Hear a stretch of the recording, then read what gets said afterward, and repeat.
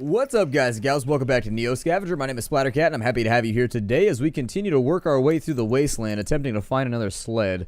It's becoming an issue for us. I'm probably going to go... Let's drink that cornucola right there. What the hell just happened? Did I push... Cornucola? Where did you go? Where did that cornucola go? That's weird. Oh, it went into my first aid kit. That explains it. Okay, well, that's annoying. Let's put that over there. We've got those, and my other pill bottle should be around here somewhere with my sleeping pills. There we go. I just wanted to drink that, and unfortunately, my hand was on the wrong keyboard. I have a bunch of keyboards in front of me because I run my whole entire thing on, like, multiple screens and stuff and multiple computers, so try to keep it up and running. We're going to scavenge through the night right now because we have the materials we need in order to do that. We're still well rested, so I think we should be able to hoof through to the next day. I don't know if that's the wisest of ideas, but it is an idea that we can suffer for right now. Still no sled, though. Still no sled. Well, that puts us in an awkward issue. Also, weirdly enough, no tinfoil, because we need a lot of tinfoil, too, before we can move out and do anything with Camp Grayling. We need a ton of tinfoil to make a tinfoil suit to block ourselves from the microwave radiation it shoots at you. You know the episode of Lost where there's those little, like, security pylons, and when you walk through them, they, like, shoot you with something, and then you start bleeding out of your eyes and nose and die? Exact same thing that happens at Grayling. Can't really do much about it, except for cover yourself in tinfoil. So, there you go. If you're wondering what the secret was, there it is. Let's load that with a... Does it already have a battery in it? Hold on. What? I have 2 microcells? Man, this game, we have like some bitchin' gear in this game. I wish I had known. I would have charged the other one up because we're going to need this to stay out all night. Anyways, let's get rolling. We're trying to get to Zomzoms right now. That's the mission of the day, is to get to Zomzoms and start fiddling around with that. It should be nighttime fairly shortly. Let me scavenge out some of these apartment buildings, because we might get something that we want. Maybe. And in one turn, we can scavenge out all these really good buildings. Did our lockpicks break? I'm noticing that they have removed the option to use lockpicks. No, they haven't? It goes building to building. Sometimes you can use lockpicks, sometimes you can't. I'm not sure what determines what office buildings use lockpicks and which ones don't. I'm assuming there must be a difference in naming. We got cut on some broken glass. That's fine. I don't care about that. We get cut all the time. That's like part of being out here in the apocalypse. Let's snap that bad boy open and see if we can get some more loot out of here. Oh, another Yukon backpack with 71% left in it. Huh. This thing would be like a treasure trove if we were at the beginning of the game right now. I could probably swap out one of my crappy lighters for one of these good ones over here. Let's see. You'd think lighters would be fairly valuable in the future, but they're not. They're not worth anything at all. Can I carry that in my other hand? And also, I can? Oh, cool. Maybe I'll do that then. That seems like a better plan here. Let me carry that in my other hand. Technically, if I wanted to carry even more stuff, I could carry a backpack in my other hand, but not quite that brave yet. Not quite that brave. Some saltines, huh? Anybody want some saltine crackers? I get so bummed out when there's no saltines at the snack bar. Or I'm sorry, at the salad bar. When you go to the salad bar and there are no saltines, it makes me want to cry. There we go. That was for the OCD people right there. I put them in the stack. Let's see. You sunk my battleship. Best name of an article ever. Have I bandaged myself appropriately? Oh, my leg is bleeding. Hooray. Well, let's throw a dirty rag that we found on the ground on it, because obviously nothing's going to go wrong with that plan. Clearly nothing is going to betray us there. Let me climb up a hill. That guy's got a backpack. We're looking pretty good right now. We're moving strong. We're moving real strong right now. I think if I go into the abandoned office tower, we should be able to get something out of here.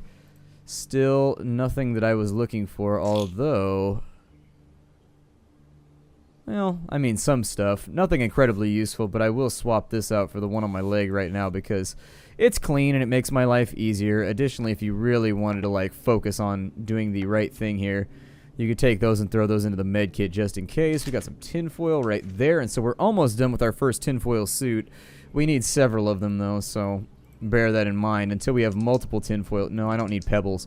Pebbles are the last thing that I need right now. We are not playing a ranged build, although I would like to try one on camera, but I think this will probably be my last playthrough if I die. I feel like we've honestly got enough like episodes out of this. Let me turn these on real quick so that we can continue moving around. Player is officially tired. We shall continue looking around in here to see if we can find ourselves another sled. Unfortunately, that will not be a successful adventure. It will be a piss-poor adventure that did not turn out the... Ooh, ketchup packets, though, huh?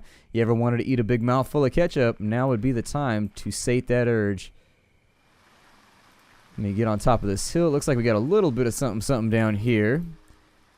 Might be able to find something decent down here. I'm not using my NVGs because it costs a charge.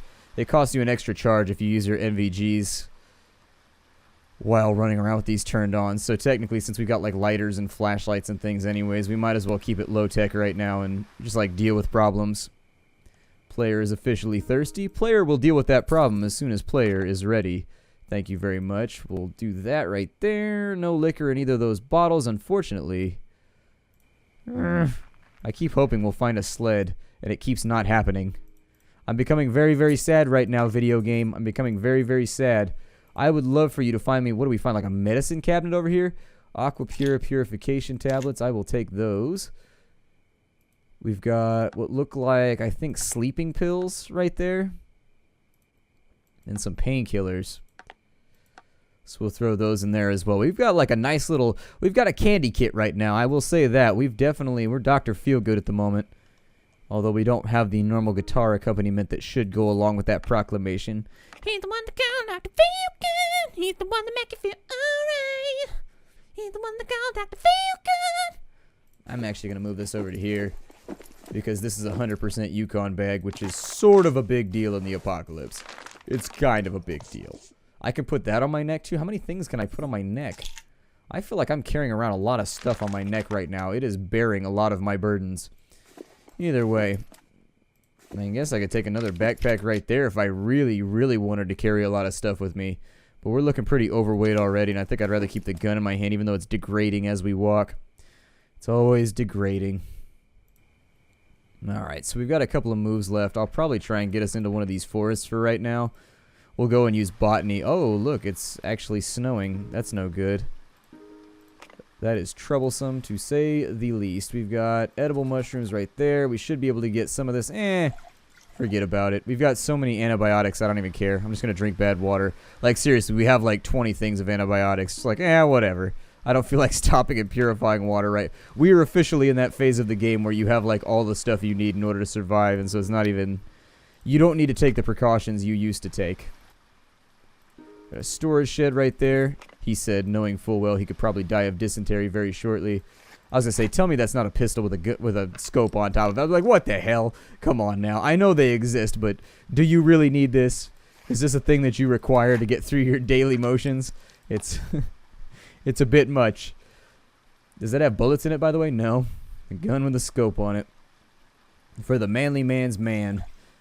Got a box right there with nothing inside of it. We are going to have to sleep pretty soon, but I'm still just going to keep scavenging through. The reason being, if you're wondering why I'm doing this, I'm doing it because, simply put, I would prefer to keep it up and moving for while we're running right now, because any moment our sled is going to break, and so scavenging through the night is one of those things we kind of have to do right now in order to survive.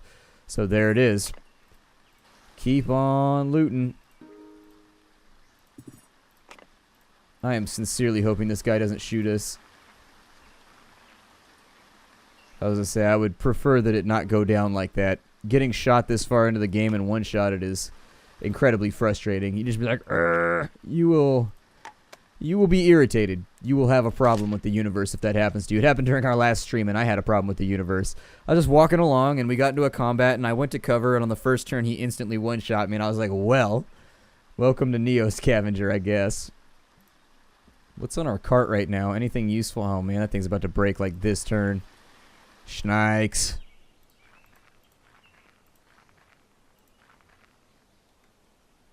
Not yet? Hasn't broken? Alright, well, I believe in you, cart. I believe in you. Hey. Really, it still didn't break. Hooray for this cart. Let me turn those off because I feel like I've left them on for far too long. We can take those off our face as well so that we're not running around like the night owl here. And we'll go ahead and loot through this. I'm actually going to stay up through the day, and then I'm going to try and sleep tonight. We should restore pretty quickly when it comes to... Another lighter, huh? Uninterested. I have far more. I have too many knives. There we go. The sled is finally broken.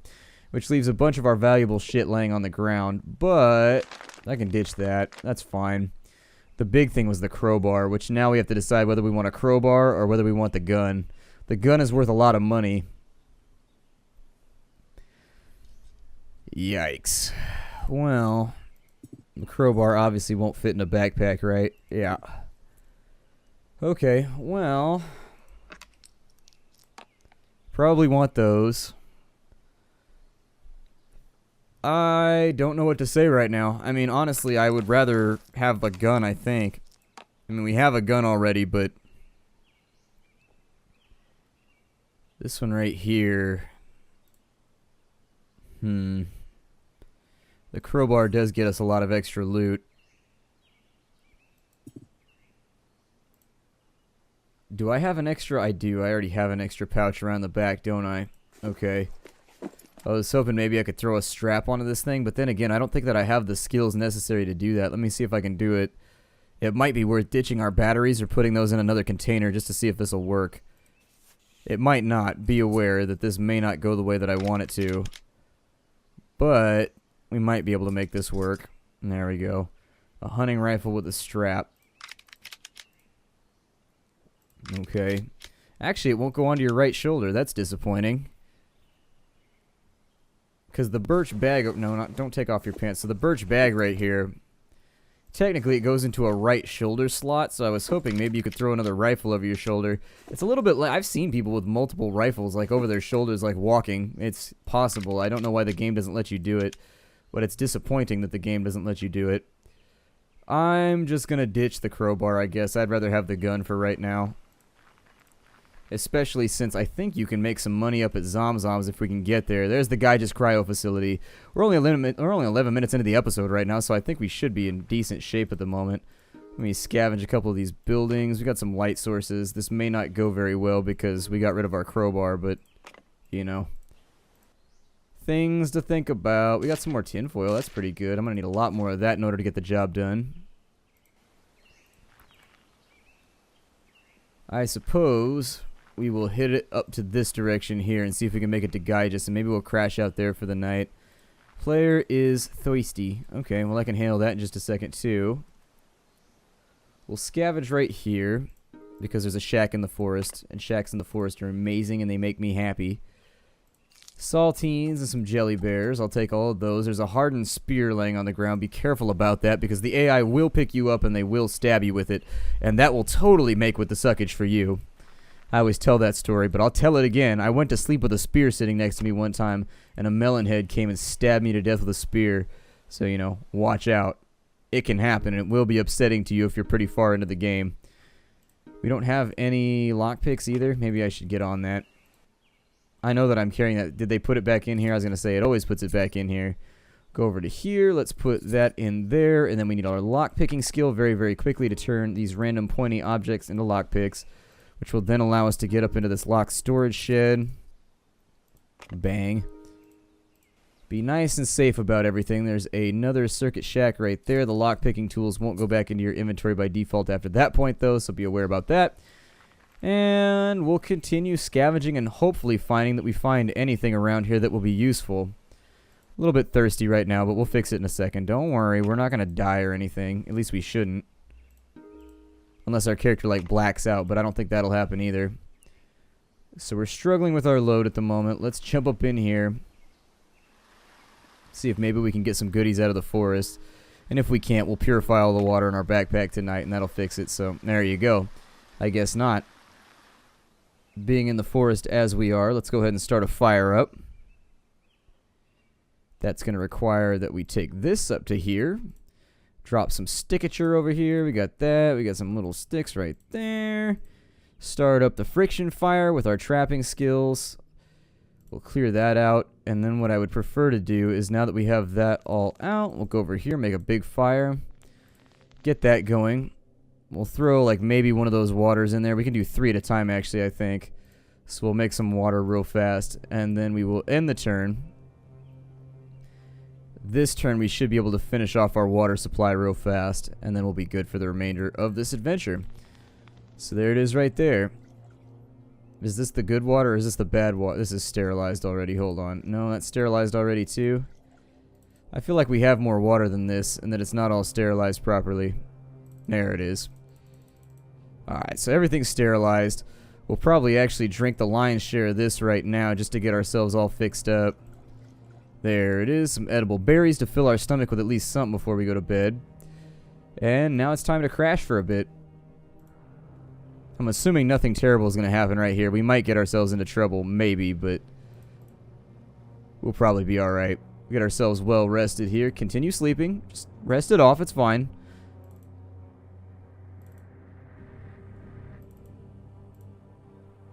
I could make this work a little bit better if I put down something that like aided in my sleeping, but it'll be okay. I hate it when that happens, when you wake up at like 5 and you can't get to sleep.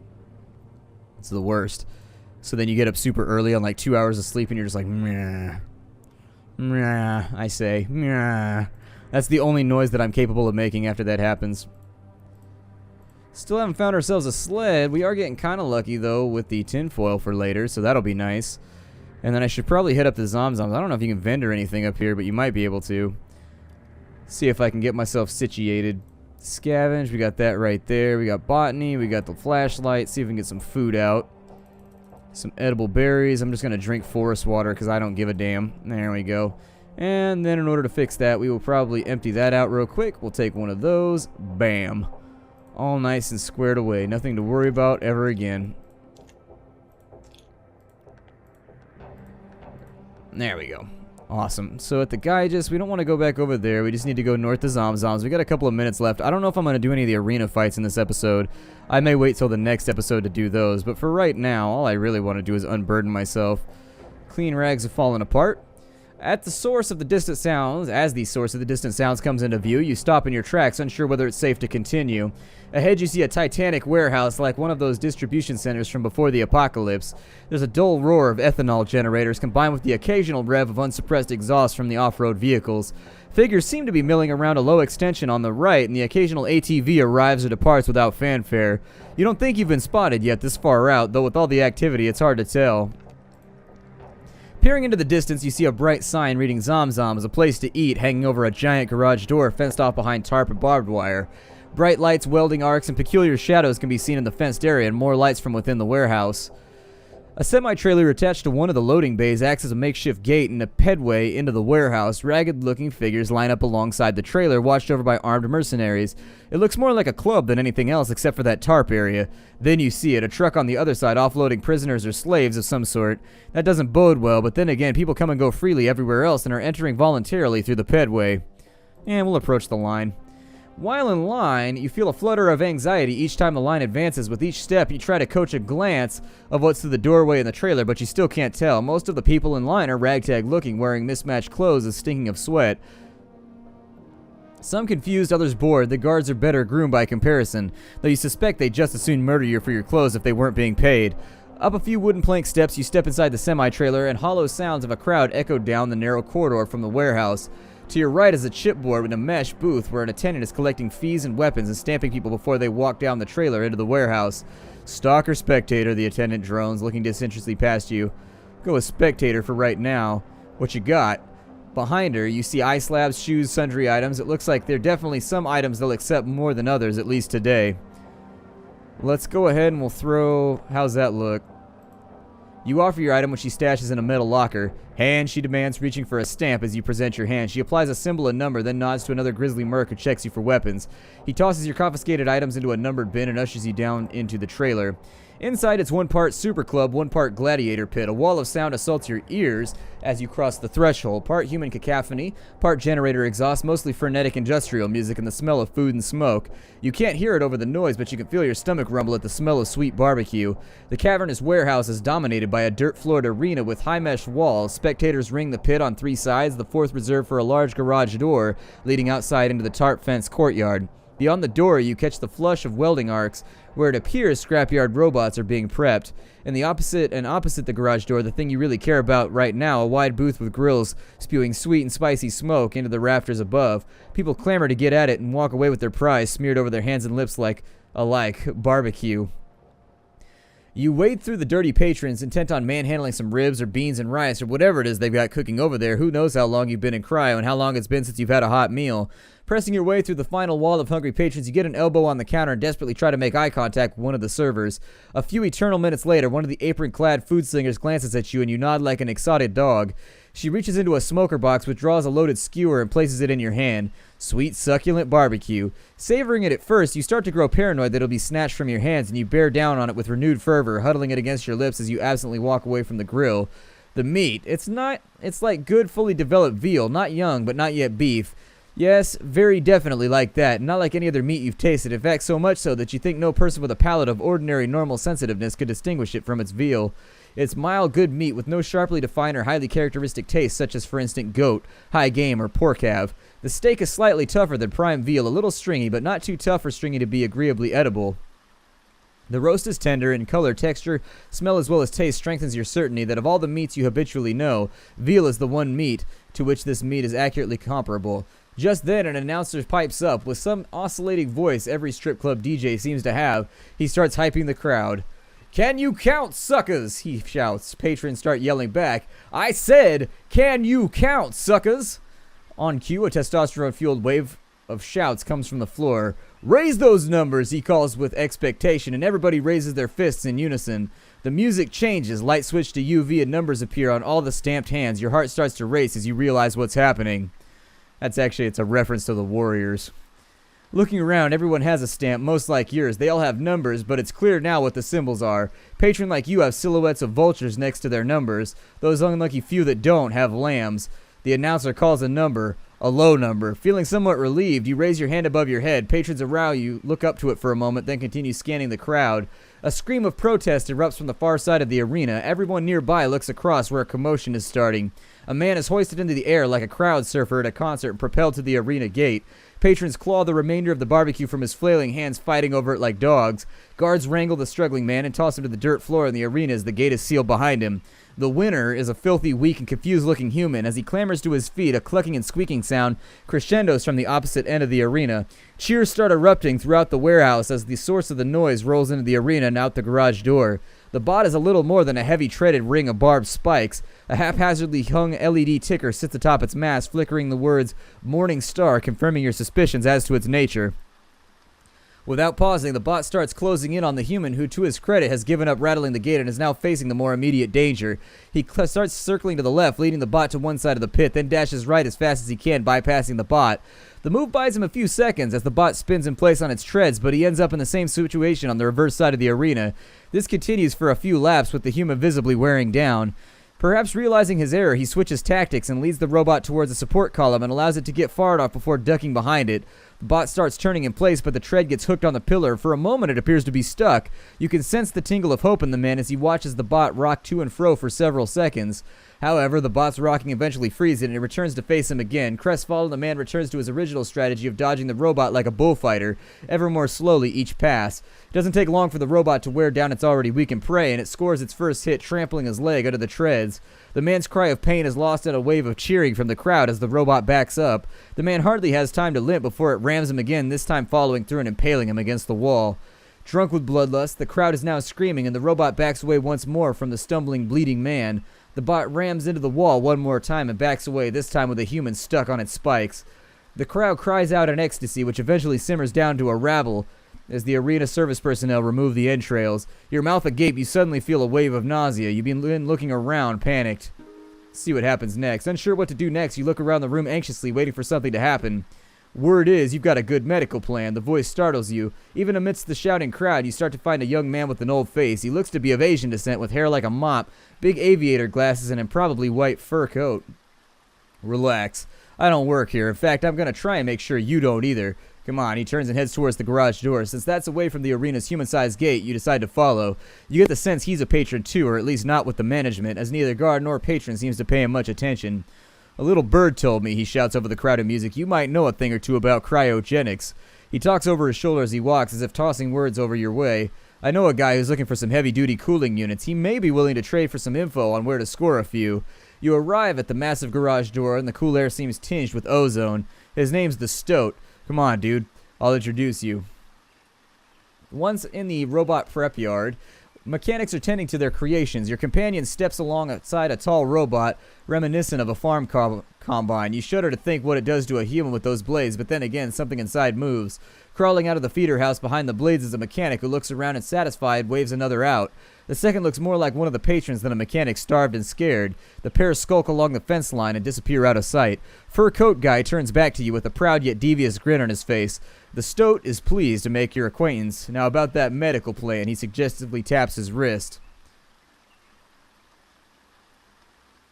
Give him the bracelet, I guess? I don't know.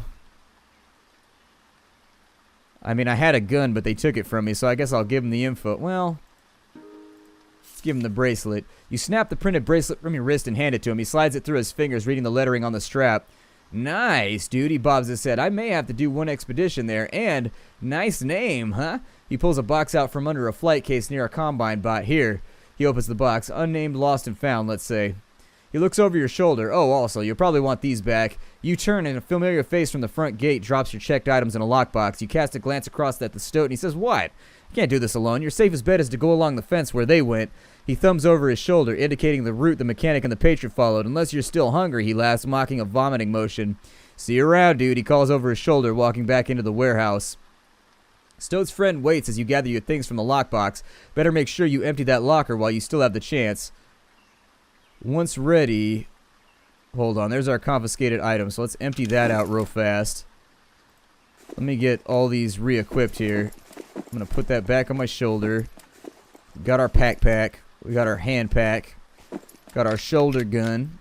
We got our handgun, even though you know what I mean. Some death caps, we'll throw that bad boy in there. There's some extra night vision goggles that are 100%. I may actually swap those out then. And...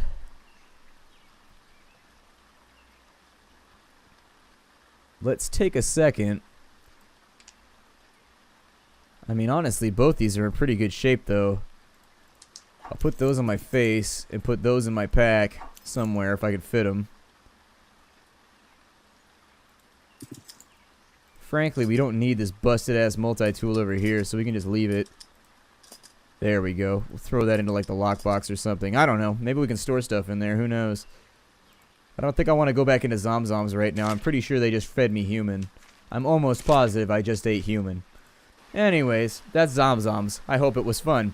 My name is Splattercat. Thank you for joining me here at the Nerdcast for the next episode of Neo Scavenger. I will see you in future episodes. Take care, everybody, and hi-do.